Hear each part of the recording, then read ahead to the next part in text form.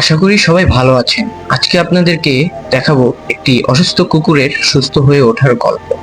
এই কুকুরটির গায়ে দেখা দিয়েছিল একটি খারাপ ঘা। অনেকদিন ধরেই কষ্ট পাচ্ছিল ওটা নিয়ে।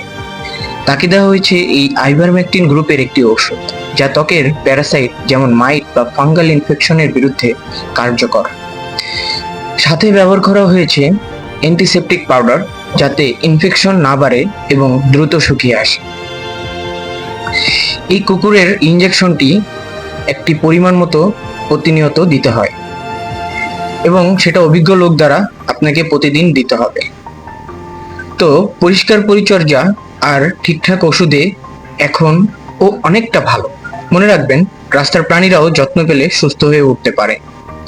ও কিছু বলতে পারে না, কিন্তু চোখ দিয়ে বলে, ধন্যবাদ, আমায় কেউ অবহেলা করেনি।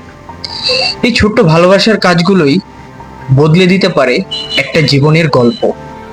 চাইলে আপনিও হতে পারেন কারো আশা, কারো ভালোবাসা, কারো ভরসার জায়গা। কারণ এসব বোবা প্রাণীরা তাদের মনের ভাষা আপনাকে ব্যত্যয় করতে পারবে না। আপনাকে বুঝে নিতে হবে, কারণ আপনি মানুষ, আপনার উন্নত মস্তিষ্ক আছে, সেটা দিয়ে আপনি তাদের দুঃখ দুর্দশা ভালোবাসা বুঝে নেবেন। এই কুকুরটা হেঁটে যাচ্ছিল যখন, খুবই দেখতে ভালো লাগতেছিল। ধন্যবাদ, সবাই ভালো থাকবেন।